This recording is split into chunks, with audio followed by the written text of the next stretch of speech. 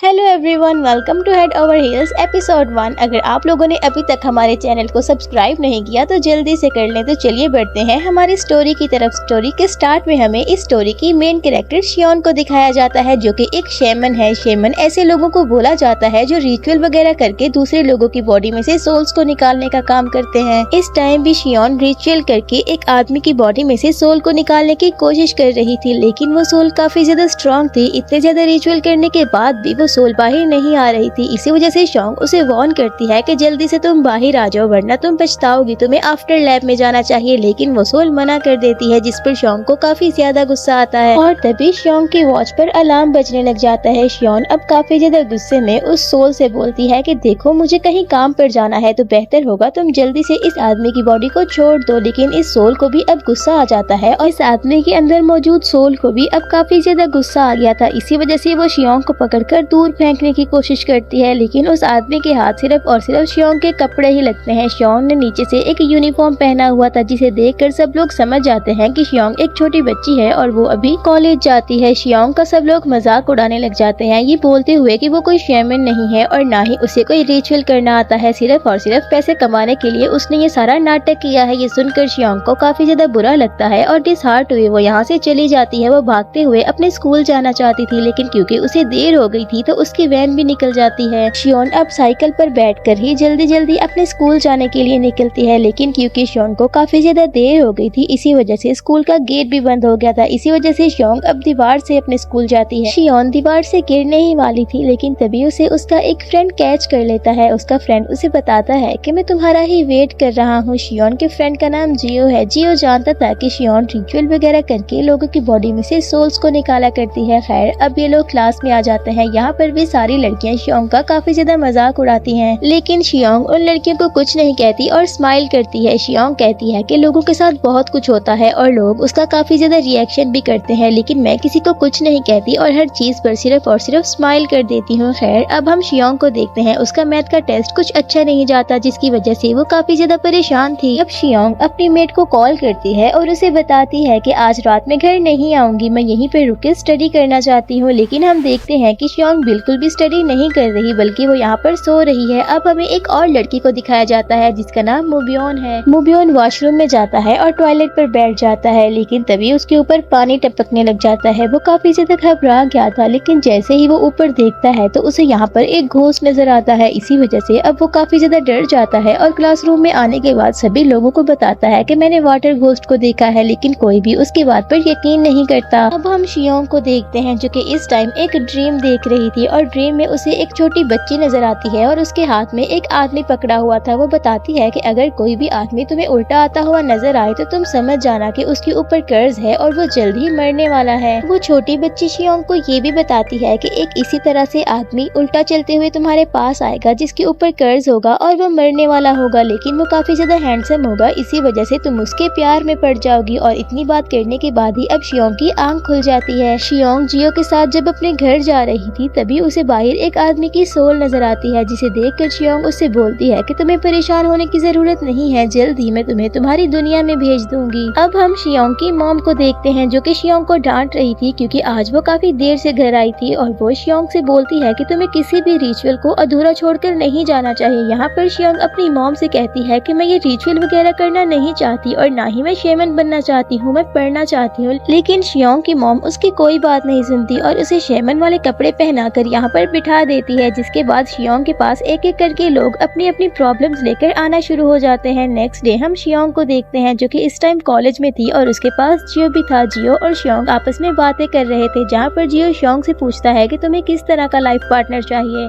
जिस पर शियोंग बोलती है कि मैं चाहती हूँ मेरा लाइफ पार्टनर मेरा क्रश बहुत अच्छा हो। उसके सामने अगर कोई इंसान बैठ कर रो रहा हो तो वो तब तक उस इंसान को चुप करवाता रहे जब तक कि वो इंसान चुप न कर जाए। अब हमें पास्ट का सीन दिखाया जाता है, जहाँ पर हम शियोंग को देखते हैं, जो कि काफी ज्यादा छोटी है और सड़क किनारे बैठकर रो रही है, लेकिन कोई भी शियोंग पर ध्यान नहीं देता। सीन फिर से प्रेजेंट में आते हैं और जियो शियोंग से बोलता है कि हैंडसम तो मैं हूँ ही, बस अब मुझे एक रोते हुए इंसान को चुप करवाना होगा। जिस पर शियोंग उससे कहती है कि तुम्हें किसने कहा कि तुम हैंडसम हो, और ये बोलने के बाद शियोंग यहाँ से चली जाती है। अब रात के टाइम शियोंग फिर से शेमन वाले कपड़े पहनकर बैठ जाती है और उसके पास लोग आना स्टार्ट हो जाते हैं। एंड में एक ओल्ड लेडी आती है जिसके साथ उसका ग्रैंडसन भी था, जो कि काफी ज्यादा हैंडसम था। जब वो लोग शियोंग के पास आ रहे थे तभी शियोंग देखती है कि ये लड़का काफी ज्यादा हैंडसम है लेकिन वो उल्टा चल कर आ रहा है। इस हैंडसम लड़के को देखकर शियोंग को अपना ड्रीम याद आता है। खैर अब वो ओल्ड लेडी अपने ग्रैंडसन को लेकर शियोंग के पास आकर बैठ जाती है और उसे बताती है कि कई बार मेरा बेटा मरते मरते बचा है लेकिन अब इसके ऊपर एक खतरनाक किस्म का कर्ज है जिसकी वजह से कुछ ही दिन में ये मर जाएगा। लेकिन मैं ऐसा नहीं चाहती, आप कुछ करें, मुझे कुछ ऐसा तावीज दें जिससे वो कर्ज खत्म कर सकूं। शियोंग भी अब उसकी तरफ देखती है और अपने दिल में ये बोलती है कि इतना हैंडसम आदमी इतनी जल्दी नहीं मर सकता, मुझे इसके लिए कुछ करना होगा। खैर अब वो इस आदमी से ये सवाल करती है कि अगर तुम्हारे सामने बैठकर कोई रो रहा हो तो तुम क्या करोगे, जिस पर वो लड़का जवाब देता है कि मैं उसके पास जाऊंगा और तब तक खड़ा रहूंगा जब तक वो चुप ना हो जाए। ये सुनकर शियोंग को काफी अच्छा फील होता है और वो उसके हाथ पकड़कर उससे कहती है कि तुम पास हो, मैं तुम्हारी हेल्प जरूर करूंगी।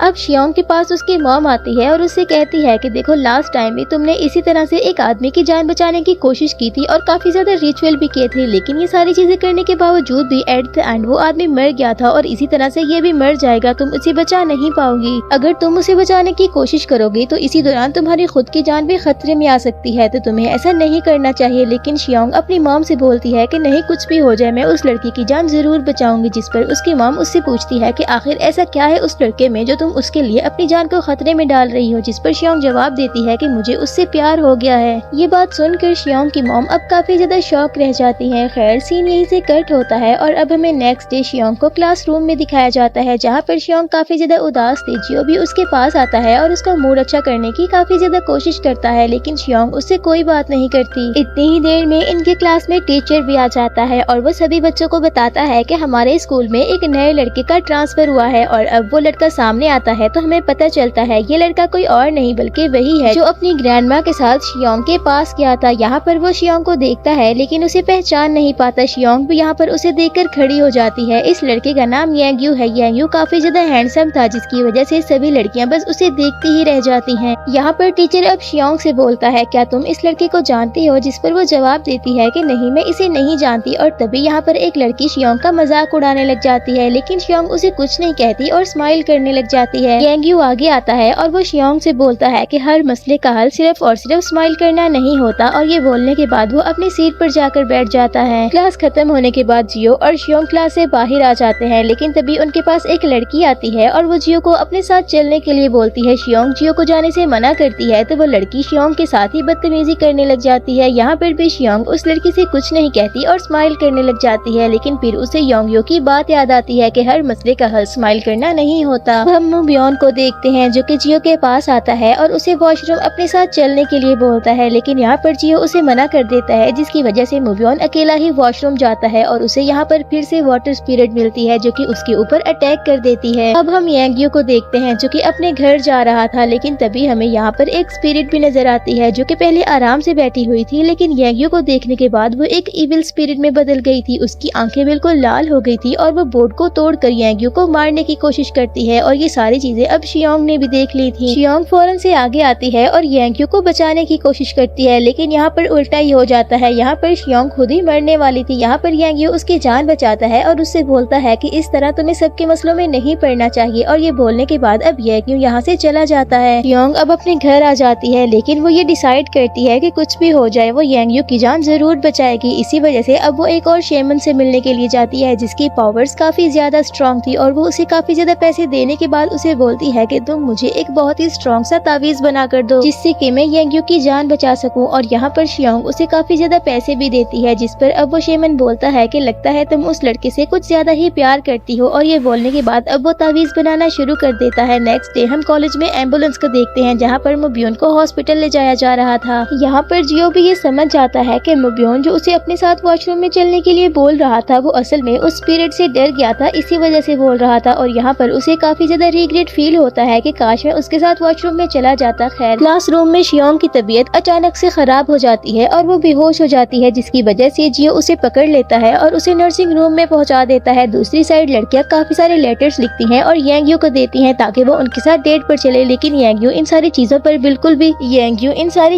बिल्कुल भी ध्यान नहीं देता और उन सभी लेटर्स को फाड़ कर वो डस्टबिन में फेंक देता है। अब हम शियोंग को देखते हैं जो कि अपनी मेड से ये बातें कर रही थी कि जब यांग्यो उसके पास इस तावीज को लेने के लिए आएगा तो वो उसे आज अपना चेहरा दिखा देगी ताकि यांग्यो भी उससे प्यार करना शुरू कर दे। लेकिन जब यहाँ पर वो लोग तावीज लेने के लिए आते हैं तो शियोंग देखती है कि यहाँ पर यांग्यू नहीं आया बल्कि सिर्फ और सिर्फ उसकी ग्रैंडमा ही आई है। इसी वजह से वो उसकी ग्रैंडमा से बोलती है कि ये तावीज मैं आपको नहीं दे सकती, ये मैं यांग्यू को ही दूंगी, इसी वजह से आप यांग्यू को बुलाओ। अब यांग्यू यहाँ पर आता है और वो शियोंग से बोलता है कि ये तावीज तो काफी ज्यादा महंगे होंगे, शायद इनकी कीमत मिलियंस में होंगी। और ये सुनकर शियोंग को काफी ज्यादा गुस्सा आ जाता है और इन दोनों के दरमियान बहस हो जाती है, जिसकी वजह से यांग्यू ये तावीज लिए बिना ही यहाँ से गुस्सा होकर चला जाता है। शियोंग अब 21 दिन तक यांग्यू को प्रोटेक्ट करने के लिए अपने रूम में एक पेपर भी लगा देती है। खैर, अब नेक्स्ट डे हम क्लासरूम में शियोंग और जियो को देखते हैं। जियो यहाँ पर शियोंग से बोलता है कि मब्यून के ऊपर किसी वाटर स्पिरिट ने हमला किया था, इसी वजह से तुम्हें एक तावीज उसे भी दे देना चाहिए। लेकिन यहाँ पर शियोंग मब्यून को तावीज देने से साफ इनकार कर देती है। शियोंग क्लास से बाहर खड़ी होकर यांग्यू का इंतजार कर रही थी ताकि जब यांग्यू यहाँ पर आए तो वो उसे ये सारी तावीज दे सके। लेकिन जैसे ही यांग्यू यहाँ पर आता है तो वो दीवार से कुछ पढ़ने का नाटक करने लग जाती है। यांग्यू भी यहाँ पर शियोंग पर कोई ध्यान नहीं देता और खामोशी से यहाँ से चला जाता है। और तभी शियोंग देखती है कि यहाँ पर कुछ पानी टपक रहा है और वो पानी टपकते हुए वॉशरूम तक जा रहा है। शियोंग यहाँ पर समझ जाती है कि मुबियन वाले जियो ने उसे जो भी बात बताई थी वो बिल्कुल सच थी। इसी वजह से अब शियोंग भी वॉशरूम में जाकर बैठ जाती है और तभी उसके सामने वो वाटर स्पिरिट भी आ जाती है। वो वाटर स्पिरिट शियोंग पर भी हमला करने की कोशिश करती है, लेकिन शियोंग उसे बालों से पकड़ लेती है और उसे अपने पास बिठाकर उससे ये प्रॉमिस करवाती है कि आज के बाद तुम किसी भी स्टूडेंट को तंग नहीं करोगी। और वो स्पिरिट वादा भी कर लेती है। इतनी ही देर में बाकी के बॉयज भी यहाँ पर आ जाते हैं क्योंकि इस टाइम शियोंग बॉयज टॉयलेट में थी। इतनी ही देर में यहाँ पर यांग्यू भी आ जाता है। यांग्यू को देखते ही उस वाटर स्पिरिट को पता नहीं क्या हो जाता है, वो इविल स्पिरिट बन जाती है और यांग्यू के ऊपर बैठकर उसके ऊपर अटैक करना शुरू कर देती है। यांग्यू को अब ऐसा लग रहा था जैसे कि वो पानी में डूब रहा हो और उसका दम घुटना स्टार्ट हो जाता है। लेकिन तभी यहाँ पर शियोंग एक वाटर पाइप के साथ उस स्पिरिट को भगाने की कोशिश करती है। लेकिन इस टाइम शियोंग के हाथ में एक तावीज वाला पेपर भी था, जिसकी वजह से उस स्पिरिट को काफी ज्यादा तकलीफ हो रही थी और वो इधर उधर भागना शुरू कर देती है और यांग्यू की जान छोड़ देती है। यांग्यू अब उस नल को बंद कर देता है और शियोंग की तरफ देखने लग जाता है। शियोंग उससे बोलती है कि मैं सिर्फ और सिर्फ तुम्हें बचाने की कोशिश कर रही थी। और ये बोलने के बाद अब वो यांग्यू की आंखों को देखने लग जाती है। और बस इसी के साथ ही फर्स्ट एपिसोड भी यहीं पर खत्म हो जाती है। अगर आपको हमारा वीडियो थोड़ा सा भी अच्छा लगा हो तो वीडियो को लाइक और चैनल को सब्सक्राइब लाजमी से कर दीजिएगा। और अगर आप इसके एपिसोड 2 भी देखना चाहते हैं तो कमेंट करें।